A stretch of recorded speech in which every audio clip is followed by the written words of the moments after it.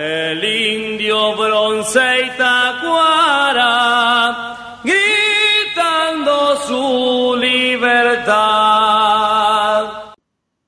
Maripil, Jalaná, Marancaj, Cepé, Suárez, querido hermano, querido Inchalá, Ricardo Silva y su equipo, una alegría muy grande de que este programa esté otra vez en el aire, difundiendo todo lo que es nuestra cultura desde el corazón, desde nuestras raíces. Aquí Ucaiberá, desde la comunidad de Itú, de los Entre Ríos. Un gran abrazo e invitamos a todos a escuchar Marquemos un Norte, que podamos entre todos hacer que se divulgue nuestra identidad, nuestra cultura, nuestra cosmovisión charrúa y de los demás pueblos.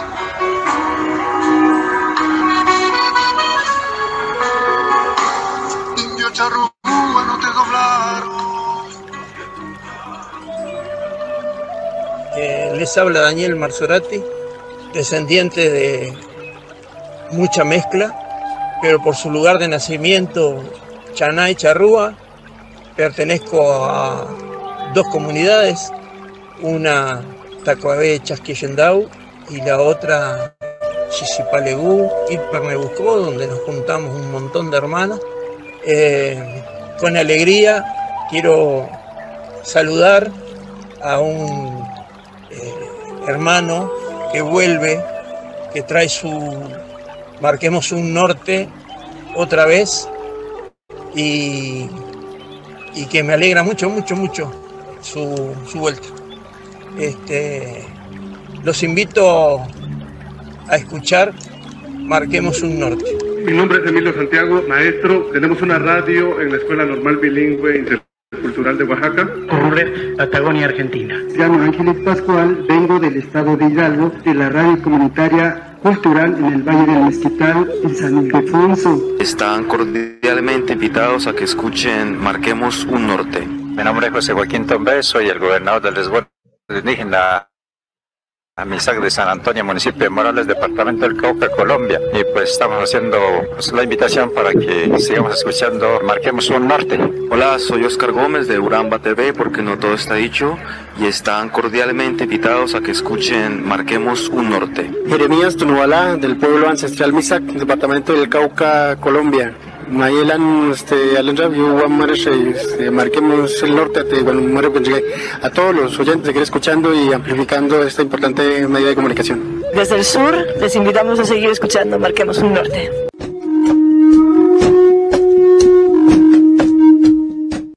Es la raíz de la patria grande, es la historia que habla y que repite, libertad con dignidad en cada lucha, esperanza y fuerza de su gente, que resuene como un grito de la historia, la unidad de todo un continente.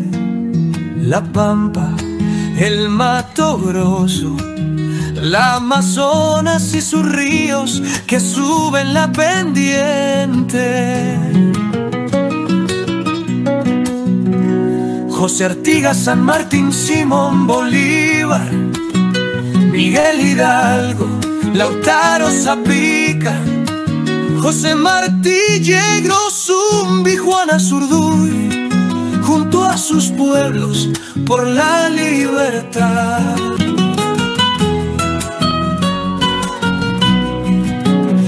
Hoy persiste la injusticia en los pueblos, la crueldad y la desigualdad. Pisar fuerte en nuestra propia historia, que tantos sueños se hagan realidad. Sentires de la patria grande. Ahora sí estamos en el aire. Ahora sí, dale. Y eso que no está tan frío todavía, pero bueno. Congelado quedas igual. Decía que en el comienzo de lo que fue la presentación del programa, habíamos dicho que el mes de julio había sido un poco un mes acaparador de fechas, hitos importantes en cuanto a revoluciones y en cuanto a independencias de colonias europeas acá en América. Y la primera que se da en julio, día 4 de julio, pero del año 1776, son 13 colonias inglesas que estaban en el territorio norte de América, que deciden hacer el acto este de independencia. Y viene, en definitiva, sobre lo que era la explotación de recursos naturales, tener a los que habían nacido en el territorio americano como ciudadanos de segunda o de tercera categoría, y que paradójicamente todo explota por lo que se da en la suba del impuesto de aduana para la importación de estas colonias inglesas americanas del té.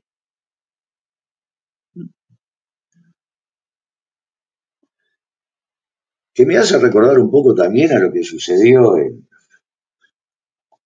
lo que fue el comienzo de la Revolución Farroupilha, en cuanto a que el gran producto de exportación que tenía la Río Grande do Sul era el charque, el tasajo, y le subieron los aranceles y ahí se armó y estuvieron 10 años en revolución los hacendados riograndenses.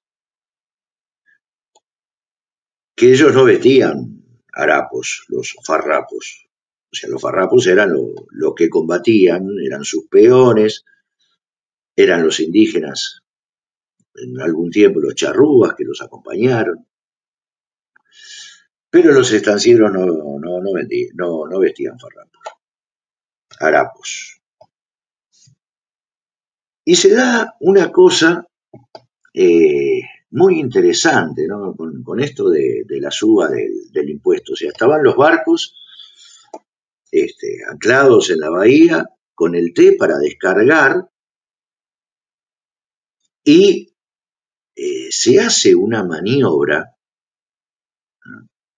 para, o sea, bueno, no van a bajar el té porque nosotros no pagamos el impuesto que quieren que paguemos, tampoco se lo van a llevar. Entonces se arma un grupo, especie de comando, que llega hasta los barcos y arroja el té al mar. O sea, echándolo a perder, evidentemente. Ahora, lo significativo de esto, ¿no?, es que esta especie de comando que subió a los barcos para tirar el té, se disfrazaron de pueblos originarios. Se vistieron como pueblos originarios, se pusieron sus vinchas, sus plumas, se pintaron las caras, cosa de que si salía mal, era echarle las culpas a los originarios norteamericanos. Y es algo que yo veo en lo que son las películas de producción estadounidense, que se sigue reiterando. El bueno es el rubiecito, de ojos claros, mandíbulas salientes, una bella sonrisa. ¿Y los malos? O son afrodescendientes, o son latinos. Bueno, las películas de los western, la película de los cowboys. O sea, siempre los malos eran los indios, mal llamados indios, pero para que quede claro, siempre los malos eran ellos. Después, con el tiempo, empezó a cambiar un poco el eje de los malos, ¿no? Para los yanquis, los cuales empezaron a ser islámicos y después pasaron a ser chinos, los malos. En su tiempo también eran los rusos, ¿no? Los malos. Pero siempre ellos, los buenos y los malos, tenían que ser de otra raza, de otra categoría, y tiene mucho que ver con lo que está pasando con el actual presidente de Estados Unidos, Donald Trump, y su política xenofóbica total. Pero volviendo a aquel 4 de julio, nativos americanos de origen inglés o británico son los que se cansan de ser menospreciados y hacen esta declaratoria de la independencia contra el que era en aquel momento el imperio más grande.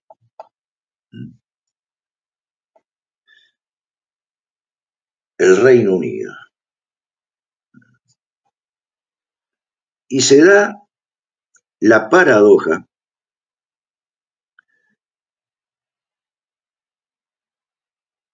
que vamos a tratar de explicarlo un poco históricamente. Gran Bretaña, o el Reino Unido, Inglaterra a la cabeza, tiene una capacidad 100 años antes de la Revolución Francesa de llegar a un acuerdo con una clase social que no estaba dentro de lo que se establecía en aquel momento en la sociedad, que estaba de una forma piramidal estructurada la sociedad, en el cual en la punta del vértice estaba el rey. En el primer fragmento de esa pirámide estaba todo lo que era la nobleza.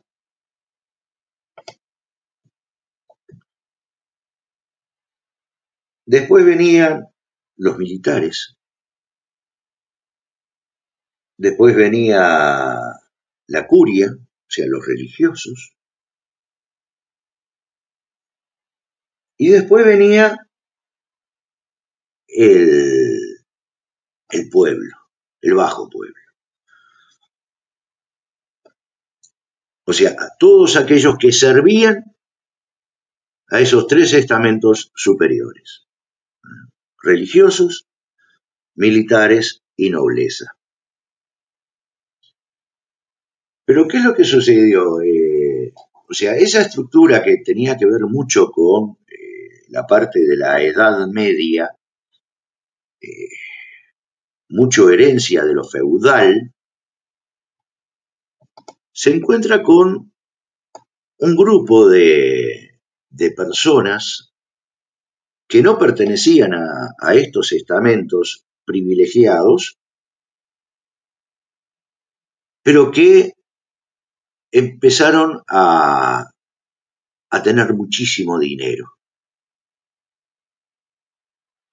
Y estoy hablando de lo que es la burguesía, que no estaba contemplada en esta estructura piramidal social.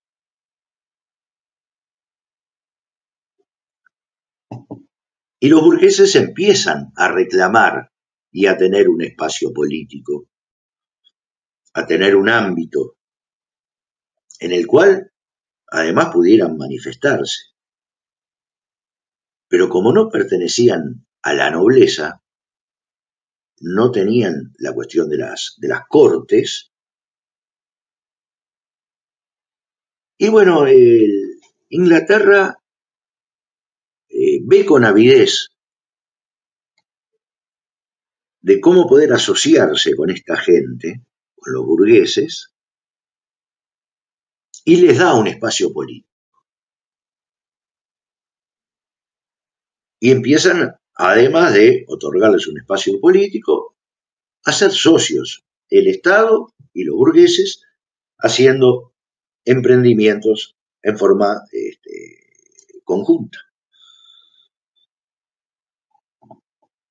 Y esto se hace 100 años aproximadamente antes de la Revolución Francesa. ¿Qué fue lo que logró Inglaterra con esto? Inglaterra logró, sin mucho derramamiento de sangre, otorgarle a esta burguesía un espacio político. Entonces, ya había un parlamento, que era el parlamento de los lores, la Cámara de los Lores, y crea el parlamento de los comunes. Y ahí tiene acceso lo que es la burguesía. Pacifican de este modo a la burguesía y empiezan a hacer un desarrollo, vuelvo a repetir, en forma asociada y conjunta, con lo cual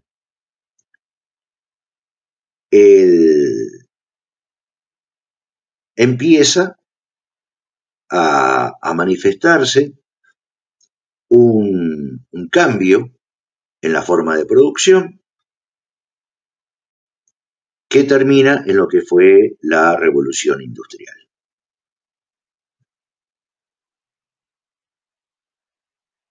España estaba dormida en los laureles, con sus colonias en América, y la gran disputa que se estaba dando en ese momento era en Europa entre Inglaterra y la Europa continental. Y la Europa continental estaba liderada por Francia. Pero Francia venía rezagado en todo lo que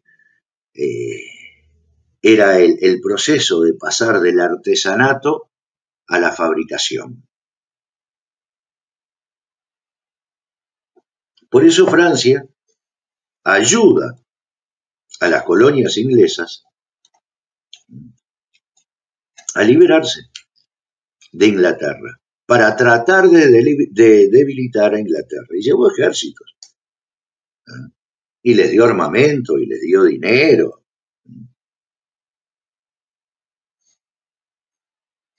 O sea, la presencia, por ejemplo, del general Lafayette en las peleas con ejércitos franceses en las colonias inglesas americanas. Y nombro a Lafayette como un ejemplo porque es el mismo personaje que después se repite en la Revolución Francesa. Ahora pasamos a Francia.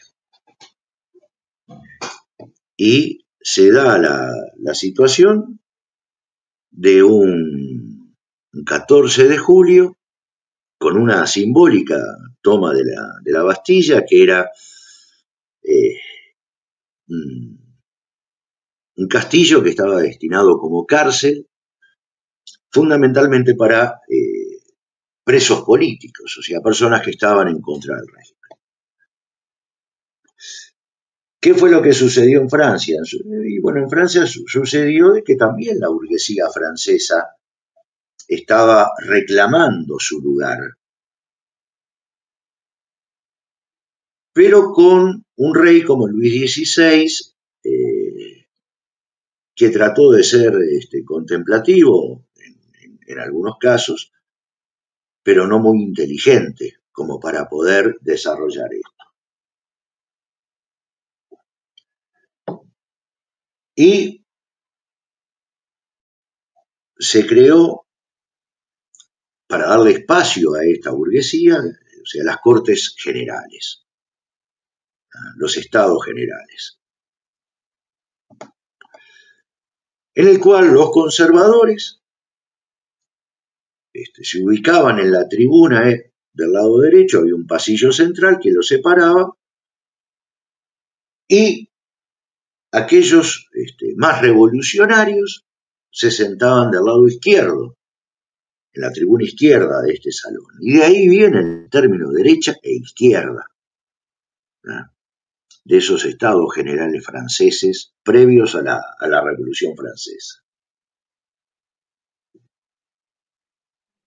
Y no estaba conforme la burguesía con lo que le estaba otorgando la monarquía francesa.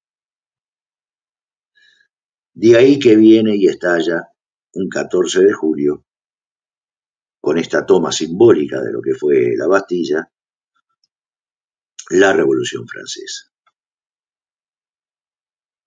Una revolución que cambió de monarquía a república,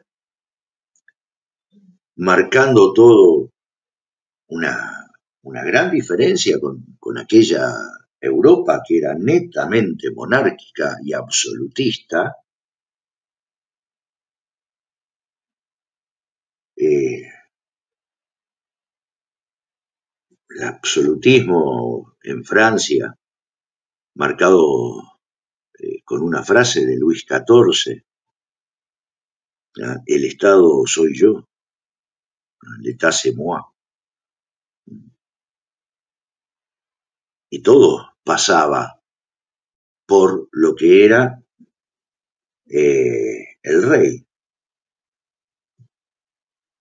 El rey manejaba el ejército, el rey manejaba la policía, el rey manejaba la economía, el rey manejaba la justicia.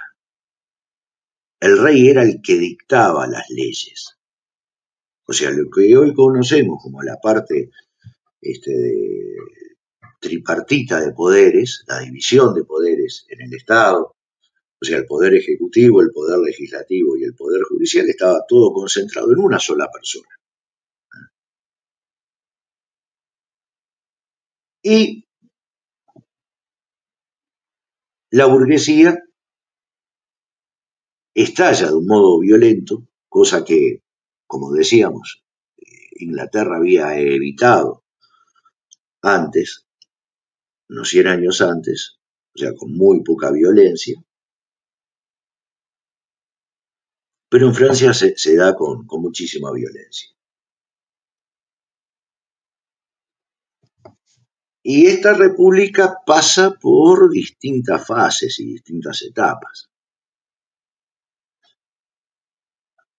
que conllevan a un cambio grande de leyes y el mejor producto que saca la Revolución Francesa precisamente no es un republicano, sino alguien que se hace rey, se hace un monarca. Y estoy hablando de Napoleón Bonaparte.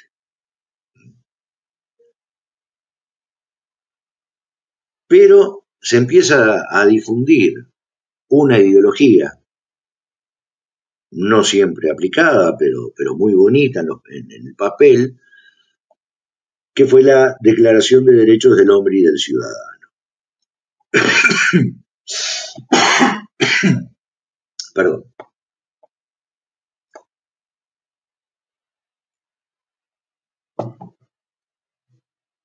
Esas ideas llegan a América del mismo modo que llegan las declaraciones y los textos de las constituciones de los 13 estados, esas 13 colonias que se formaron en 13 estados y formaron los Estados Unidos de Norteamérica, y llega todo el ámbito de revolución.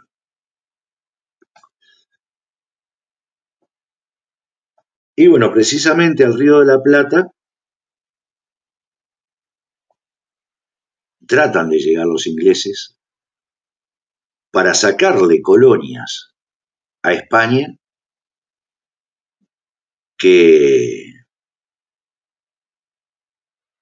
puedan sustituir la pérdida de estas 13 colonias. Y esto se da ya a principios del siglo XIX. Los dos puntos que atacan es el Río de la Plata, o sea, Buenos Aires y Montevideo después, y Cuba. Ya después de que le habían sacado a España un montón de islas en el Mar Caribe. Pero trataron de ir a la mayor, a Cuba.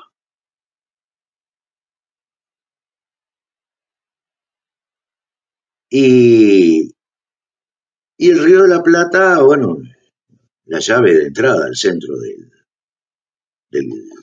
la parte sur del continente americano.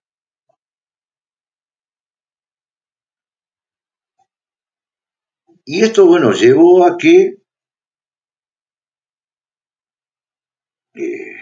grupos de aristócratas criollos que hicieron sus primeras armas en el Río de la Plata, en lo que fueron las invasiones inglesas, empezaran a tomar coraje, empezaran a darse cuenta de que podían lograr cosas sin la ayuda de la península, que en aquel momento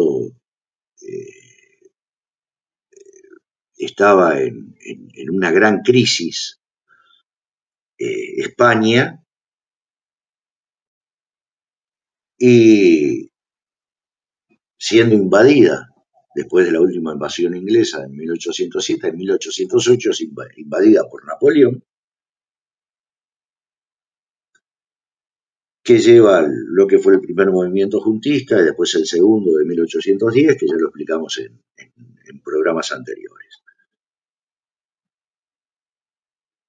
Pero estos jóvenes criollos tomaron coraje. Dijeron, podemos hacerlo sin la ayuda de la madre patria, sin la ayuda del gobierno monárquico que está en Europa. Y es ahí que comienza, en 1810, lo que fueron los procesos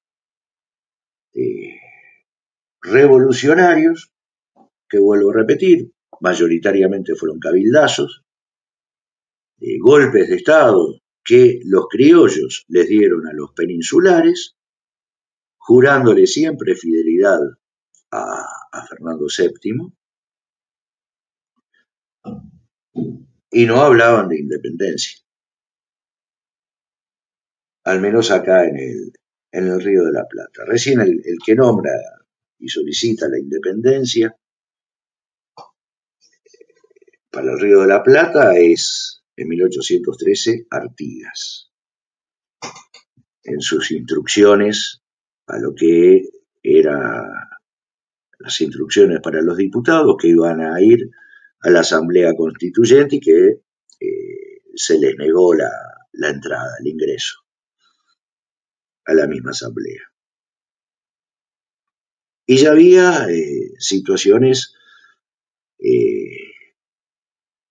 dentro de lo que eran las provincias que formaron parte del virreinato del Río de la Plata, posturas muy diferentes y que conllevan a hacer dos facciones, dos partidos que empezaron a luchar por el poder. En Buenos Aires se da la situación en la cual los que toman el gobierno, los criollos que toman el gobierno, tratan de mantener los mismos privilegios para Buenos Aires que tenía como capital del virreinato del Río de la Plata. Y un grupo de provincias que no estaba de acuerdo con eso, que adhieren a la propuesta federalista de José Artigas y que lo nombran como su protector.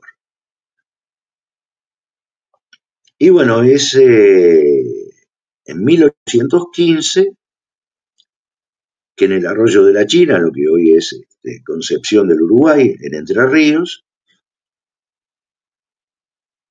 se da la primera declaratoria de independencia de estas provincias que habían adoptado el sistema federal artiguista.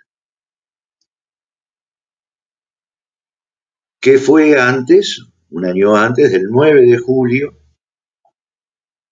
de 1816, cuando es que se hace, sin la presencia de las provincias federales, esta declaratoria de la independencia en Tucumán de las Provincias Unidas del Río de la Plata y de lo que hoy es Argentina, que además esta instancia es la que le permite precisamente a San Martín poder organizarse para cruzar los Andes y combatir a los españoles en Chile y en Perú. Se da otro hecho antes también, que es el 5 de julio, pero de 1811, en el cual Venezuela sí declara la independencia de España. O sea, una primera república que fracasó, que tuvo sus varios intentos hasta que recién, en 1821, 10 años después, con lo que fue la batalla de Carabobo, ahí sí logra la independencia total. Formando lo que se llamó la Gran Colombia, que incluía a Venezuela, a lo que hoy es Colombia, a Panamá y a Ecuador.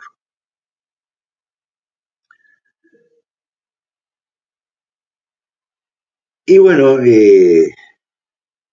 como comentario anecdótico,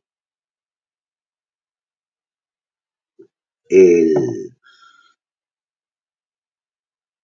este Congreso de la China, donde se hace la declaratoria de la independencia de estas provincias bajo el protectorado de Artigas y con la idea del federalismo, no hay un acta. O sea, no se pudo recuperar ningún acta. ¿Por qué? Se enviaron las actas a las autoridades de Buenos Aires pero las hicieron desaparecer. Un año después, cuando en el Congreso de Tucumán se hace el 9 de julio la declaratoria de la independencia, envían el acta original desde Tucumán a Buenos Aires. Y esa acta original es interceptada por federales artiguistas santafesinos y entrerrianos y la hacen desaparecer también. Se habían guardado copias del acta de Tucumán, del 9 de julio. No así del acta que se labró en Concepción del Uruguay, en el arroyo de la China. Por lo tanto, no hay originales de esas declaratorias de la independencia. Los dos bandos hicieron desaparecer los originales de estas declaratorias de la independencia para el Río de la Plata. Y bueno, por acá dejo, Ricardo. Bueno, vamos a hacer una pequeña pausa y desmenuzamos un poco más, porque realmente está re interesante lo sucedido primero por los países europeos y después en el continente nuestro, ¿no? Que se da de una forma de rebote, entendí, ¿no? Por las cosas que van llegando de Francia, más que nada. O sea, yo siempre veo la historia, Ricardo, como una cadena. O sea, cada hecho es un eslabón. Ahora, en una cadena hay un eslabón anterior, que también fue un hecho, ¿tá? Y que fue la causa para este nuevo hecho, ¿tá? Pero que a su vez este nuevo hecho va a ser causa, ¿tá?, de otro hecho que lo va a tener como consecuencia, y así va para mí la historia. O sea, causa, hecho, consecuencia. Perfecto. Bueno, hacemos una pequeña pausita y vamos arriba.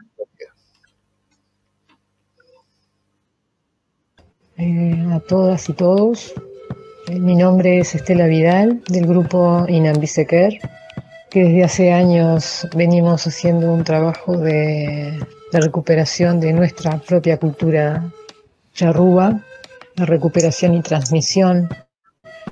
Y también desde hace años venimos escuchando a este programa Marquemos un Norte. Y bueno, en esta oportunidad apoyar y también invitar a que continuemos escuchando este programa también de acercamiento a nuestra cultura. Un saludo, don Jaruga. Soy Santiago Chuy Madrán Ferreira, guardamemoria y hombre medicina del pueblo charrúa, guía de la comunidad tribal afroindígena Anecihuatepaj, y los invitamos a escuchar Marquemos un Norte. Jalaná, CP Ricardo. Te saludo con profundo afecto y feliz de volver a escucharte desde tu programa de temática indígena originaria, Marquemos un Norte. Fuerte abrazo, Inchalá. Alberto, de la comunidad charrúa, y tú. Te saludo desde las márgenes del Plata. Soy comunidad charrúa, árbol sonriente, por la tan olvidada Masal Mezquí Namatoa, Mandicaú Masal Mezquí Namatoa, que significa traducido, hermano sabio, la madre verde es de todos. Los invito a escuchar Marquemos un Norte. Como comunidad los abrazo con el alma. Jenny Piñeiro, Pueblo Nación Charrúa, Grupo Idaíteco. Les invitamos a seguir mirando Marquemos un Norte. Mi nombre es Zaira Ferreira, pertenezco a la comunidad charrúa Soypic y a la asociación Les Enfants Charrúa desde Francia. Los invito a seguir escuchando el programa programa Marquemos un Norte. Les saluda Omar García Rivera de la Ciudad de México. Pues sigan escuchando Marquemos un Norte de Uruguay, este excelente programa crítico de nuestro amigo Ricardo. Regina, así como Cecilia, nosotros trabajamos en la institución de Brasil que se llama Fundación Nacional del Indio. Del pueblo Misquitu, departamento de Gracias a Dios, municipio de Puerto Lempira, Honduras. En sí representando a la organización política de nuestro pueblo que es MASTA. Mi nombre es Susana Pacaratoco, soy boliviana de Nación Quechua, departamento de Potosí, en Radio La Choana y sigo trabajando. Mi nombre es Luis Na, vengo de la comunidad maya del Caribe mexicano. Y les invitamos a que sigan escuchando Marquemos un Norte. Soy Alejandro Higuita, comunicador de los pueblos indígenas en Vera, de Antioquia, Colombia. Trabajo en el Cabildo Mayor Indígena de Chigorodó y los invitamos a que sigan escuchando Marquemos un Norte.